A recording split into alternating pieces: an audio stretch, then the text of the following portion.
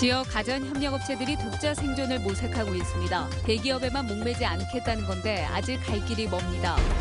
광주 군공항을 이전하는데 5조 5천억 원이 들 것으로 예상되고 있습니다.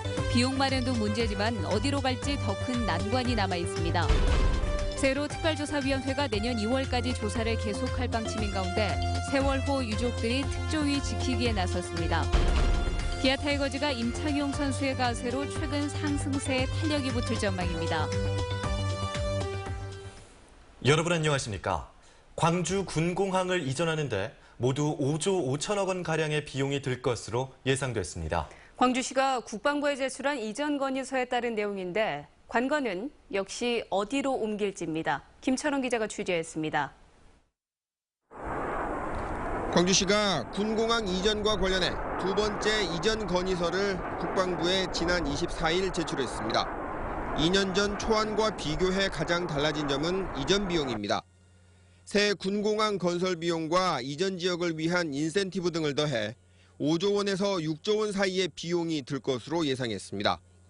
251만 평의 광주 군공항 부지를 개발하면서 발생할 이익으로 이전 비용을 충당하는 기부대 양여 방식은 초안과 같지만 이전 총 비용이 2년 전 초안에 비해 2조 원가량 증가했습니다. 국방부가 이전 비용과 인센티브의 현실화를 요구하면서 늘어난 것인데 광주시는 그만큼 이전 건의서가 채택될 가능성도 높아진 것으로 기대하고 있습니다. 무엇보다도 이 사업이 중단돼서는 안 되겠다는, 사업을 추진하는 과정에서 중단돼서는 안 되겠다는 그런 방향성 때문에 굉장히 보완이 많이 된 겁니다. 실행성 위주로. 광주시의 이 같은 계획을 평가할 22명으로 구성된 국방부의 평가위원회도 활동을 시작했습니다. 현지 실사 등을 거쳐 오는 9월쯤 이전 계획의 채택 여부를 결정할 예정인데 국방부의 동의를 얻어내도 군공항 이전지 선정이라는 최대 난제를 넘어야 합니다. 수원 군공항의 경우 지난해 7조 원의 비용을 들여 이전하기로 결정했음에도 이전지를 결정하지 못해 아직까지 진척이 없는 상황입니다. 광주시는 내년까지 새 이전 부지를 선정하고 군공항 이전과 신도시 건설 등 모든 프로젝트를 오는 2025년까지 마무리하는 것을 목표로 삼고 있습니다. MBC 뉴스 김철원입니다. 지역의 가전협력업체들이 대기업만 바라보지 않고 독자 생존을 모색하고 있습니다. 유관기관들도 이를 돕고 있는데요. 아직은 갈 길이 멀기만 합니다. 정용욱 기자입니다. 삼성전자 광주 공장에 냉장고문을 납품하는 협력업체입니다. 삼성전자가 생산 라인을 축소하면서 터키나 인도 등 해외 판로를 개척하며 대기업 의존도를 낮추고 있습니다. 또 프리미엄 가구 공장을 새로 짓고 업종 다변화를 통한 활로를 찾고 있습니다. 경제 트렌드로 봤을 때 기존 저희가 하고 있던 아이템에서 그 포션은 이제 신규 사업, 신규 아이템 쪽으로 늘어나려고. 지난해 중국으로 생산 라인을 옮긴 동부 대우전자의 경우도 협력업체들이 위기 탈출을 시도하고 있습니다. 이 협력업체는 자동차 풍향 조절 장치에 집중 투자하면서 전자 일변도에서 자동차 부품 기업으로 거듭나고 있습니다. 해외로 많이 빠져나가고 있고 또 중국 제품들하고 경쟁력에서 좀 떨어지기 때문에 물량이 많이 줄고 있습니다. 전자 쪽으로. 그래서 자동차 쪽에 투자를 하게 됐습니다. 가전협력사들의 경영난을 개선하기 위해 중소기업청도 해외 바이어를 초청해서 수출 상담회를 마련하는 등 후방 지원을 하고 있습니다. 다른 곳으로 수출하게 한다든지 아니면 직접 완제품을 생산하게 하는 그런 유도하는 효과가 있다고 생각을 합니다. 하지만 지역 내 가전협력업체 가운데 80%에 가까운 소규모 기업들은 자구책 마련에 어려움을 겪고 있습니다. 물량 감소로 더욱 치열해진 납품 경쟁에서 좀 더 큰 기업에 밀리고 있고 다른 업종으로 전환하기에는 연구 개발 능력이 부족하기 때문입니다. 실제로 삼성협력업체들의 경우 중소기업청의 연구 개발 사업에 불과 10% 미만이 참여하는 데 그치고 있습니다. MBC 뉴스 정용욱입니다. 정부는 세월호 특별조사위원회 활동이 오늘로 끝났다는 입장이지만 특조위는 예산 배정이 늦어진 만큼 내년 2월까지 조사를 계속하겠다는 입장입니다. 이런 가운데 유가족들은 70만 명의 서명을 청와대에 전달하고 특조위 지키기에 나섰습니다. 김진선 기자입니다. 정부의 주장대로라면 세월호 특별조사위원회의 조사 활동은 오늘로 마지막입니다. 특별법 시행일인 지난해 1월 1일을 기준으로 이달 말까지라는 겁니다. 하지만 특조위는 지난해 7, 8월 직원 채용과 예산 배정이 이뤄진 만큼 실제 활동 기간을 산정해 내년 2월까지 조사 활동을 계속한다는 입장입니다. 지금까지 매우 저희가 어려운 상황에 처해 있지만 조사원들이 동요되지 않고 상당히 많은 조사 활동을 해왔다는 데서 저는 일정한 자부심을 가지고 있고요. 그래서 계속해서 정부와 특조위가 입장 차이를 좁히지 못하고 있는 가운데 세월호 유가족들은 특별법 개정을 요구하며 청와대로 향했습니다. 유가족의 여한이 없도록 진상규명하겠다던 대통령의 약속을 지켜야 한다고 호소했습니다. 이제 본격적 조사를 하려는 특조위마저 침몰시키려 하는 것은 대통령이 한 약속마저 정반대로 뒤집는 것이 아닌가? 왜 약속을 지키지 않는 것인가? 최근 검경 수사 결과를 뒤집는 등 성과를 내고 있는 특조위의 활동이 보장돼야 진상규명이 가능하다며 70만 6천여 명에게 받은 서명을 청와대에 전달했습니다. 진상규명을 할 수 있는 최후의 마지막 해방이자 보루죠. 그래서 저희들이 더욱더 특조위 활동을 보장하라는 것이고요. 세월호 특조위는 밤샘 토론을 갖고 앞으로 활동 계획을 논의하는 한편 유가족들도 농성과 촛불 집회 등으로 특조위 활동을 지지하기로 했습니다. MBC 뉴스 김진선입니다.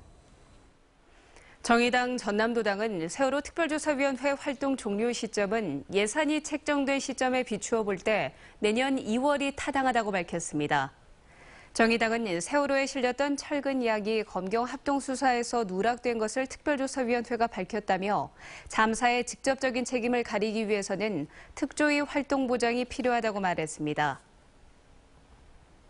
서울중앙지검 공안 2부는 김병원 농협중앙회장을 피해자 신분으로 소환해서 선거법 위반 여부에 대한 강도 높은 조사를 벌이고 있습니다. 김 회장은 올해 1월 농협중앙회장 결선 투표 직전에 대의원들에게 지지를 호소하는 문자 메시지를 보낸 혐의에 대해서 검찰에서 있는 그대로 성실히 조사를 받겠다고 밝혔습니다. 김 회장은 나주 출신으로 전남에서는 처음으로 농협중앙회장에 당선됐습니다. 원정도박 파문으로 72경기의 징계를 받은 임창용 선수가 내일부터 그라운드에 복귀합니다.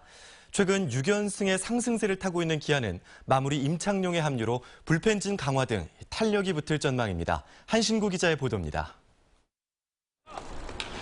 미스터 제로 뱀직구로 불리는 임창용 선수가 내일부터 1군에 합류합니다. 원정도박 파문으로 시즌 50% 출장 정지를 받은 임창용은 오늘 LG전을 끝으로 징계가 풀렸습니다. 충분히 좀 완성도 많이 했고 또 그동안에 제 뒤도 많이 돌아보게 됐고요. 그래서 임 선수는 8개월의 공백이 있긴 하지만 몸을 충분히 만들어 왔고 나름대로 노하우도 있어 큰 문제는 안 된다며 팀의 보탬이 되는 선수가 되겠다고 자신감을 드러냈습니다. 정말 야구장에서 보여줄 수 있는 걸 다 보여주면 그래도 팬들에게는 많이 돌아가지 않을까 그렇게 생각하고 있습니다. 지난해 세이브왕이자 미국, 일본, 한국에서 21년 프로 생활을 하는 임창용의 가세로 기아는 뒷문 걱정을 덜 수 있게 됐습니다. 확실한 마무리 투수의 합류로 중간 허리진 등 불펜진의 안정을 꾀할 수 있기 때문입니다. 전문 마무리 투수가 있다는 거하고 없는 거하고는 차이가 있다고 보고요. 그다음에 임창용 선수가 그 역할을 해준다면 훨씬 더 저희 게임 맞이 뒷문이 좀 단단하니까 생각하고. 고향에서 명예롭게 은퇴하겠다며 투지를 불태우는 임창용의 가세로 기아의 상승세에도 한층 탄력이 붙을 전망입니다. MBC 뉴스 한신구입니다. 지역에서 활동하는 배우들은 큰 무대에 오르기가 수도권에 비해 상대적으로 쉽지는 않은데요. 국립아시아문화전당이 광주 전남 지역 배우들과 음악연극을 만들어서 올가을 예술극장 무대에 올리기로 했습니다. 그 오디션 현장을 이미지 뉴스 리포터가 다녀왔습니다. 연습실에 모인 배우들이 안무가의 동작을 유심히 관찰하고 따라합니다. 올 가을 국립아시아문화전당 무대에 오를 음악극 오디션에 참가한 배우들입니다. 아시아문화전당이 지역 연극인들과 협력해서 만드는 음악극 홀스 또메르는 광주와 전남에서 활동하는 연극인들이 주연과 코러스로 참여합니다. 20대부터 50대까지 다양한 연령층의 배우 50여 명이 오디션에 지원했고 이 가운데 10여 명이 무대에 오르게 됩니다. 오디션이나 작품들이 많이 생기게 되면은 다른 친구들도 광주나 전남 지역에 살고 있는 친구들도 서울에 안 올라가고 이제 여기에서 자신의 꿈을 펼칠 수 있는 그런 기회가 되지 않을까. 톨스토이의 중편 소설 어느 말 이야기를 음악극으로 각색한 홀스 또메르. 한때 촉망받는 경주마로 활약하다가 늙고 병든 홀스 또메르의 이야기를 통해 인생의 희로애락을 담아냈습니다. 97년 국내에서 초연돼 꾸준히 인기를 누린 이 작품이 광주에서 공연되는 건 이번이 처음입니다. 이쪽에 인재도 좀 발굴이 됐으면 좋겠고 뭔가 작품도 한번 이렇게 섞어서 하면서 서로의 장단점을 잘 나눠서 좋은 점으로 발전할 수 있도록.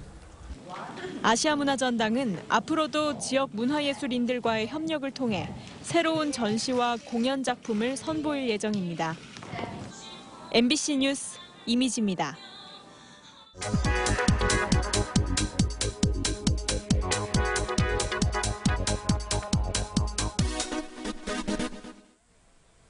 동안 배우로 유명한 최강희, 부활의 기타리스트 김태원, 그리고 재치 있는 입담의 소유자 김원희까지. 이 세 명의 공통점은요, 자신의 장기를 기증하는 데 동참했다는 겁니다. 얼마 전 뇌사 판정을 받은 배우 김성민 씨가 장기 기증을 하고 세상을 떠나면서 생명 나눔에 대한 관심이 높아지고 있습니다. 광주와 전남의 장기 기증 서약자는 6만여 명 정도입니다. 지난 1997년 장기 기증 서약자가 1,000명을 넘어선 뒤에 꾸준히 증가하고 있는데요. 인구 대비로 따져보면 2%도 되지가 않고요. 전국 평균에도 미치지가 못합니다. 광주와 전남에서 장기 이식을 기다리는 환자는 1,300여 명, 전국적으로 2만여 명이 넘는데요. 이식을 받기까지는 장기에 따라서 200일에서 길게는 5년이 넘는 시간이 걸린다고 합니다. 장기 기증에 대한 사회적인 관심은 높아지고 있지만 아직도 해마다 수백 명의 환자가 장기 이식을 기다리다 목숨을 잃고 있습니다. 미국의 장기 기증 서약자는 전체 인구의 48%, 영국은 32%나 된다고 하는데요. 우리도 생명 나눔에 동참하는 분들이 좀 더 많아졌으면 합니다. 카드뉴스였습니다. 광주 사립학교의 비리 척결을 위한 광주 시민대책위원회가 출범했습니다. 전교조와 광주 시민단체 등으로 구성된 시민대책위는 광주시의회 앞에서 출범식을 갖고 사립학교에서 교사 채용 때 금품을 받는 것은 누구나 아는 비밀이라며 사립학교와 시의회, 광주교육청 등 감시를 통해 사립학교를 학교다운 학교로 만들겠다고 밝혔습니다. 장만채 전라남도 교육감은 교육 경쟁력 확보를 위해서 최선을 다하겠다고 말했습니다. 장 교육감은 취임 2주년 기자회견에서 화순군과 고교 공동지원제를 추진한 것은 우수인재 육성 등 전남 교육 발전에 도움이 될 것이라 판단했기 때문이라고 밝혔습니다. 장유구 광주시 교육감이 광주 인근 지자체와 포괄적으로 논의할 문제라고 말한 것과 관련해서는 교육 여건 개선에 해당 지자체가 지원을 한다는 전제로 단계적으로 추진할 계획이라고 말했습니다. 광주 MBC 시청자위원회가 지역사회의 부조리한 현상에 대해서 비판하고 감시하는 보도를 강화해 줄 것을 주문했습니다. 시청자위원들은 뉴스의 연성화 흐름 속에서도 사회 비판적인 뉴스의 필요성은 간과해서는 안 된다며 시의적절한 뉴스 소재의 발굴과 심층적인 취재를 통해서 시청자의 알 권리를 충족시켜달라고 당부했습니다.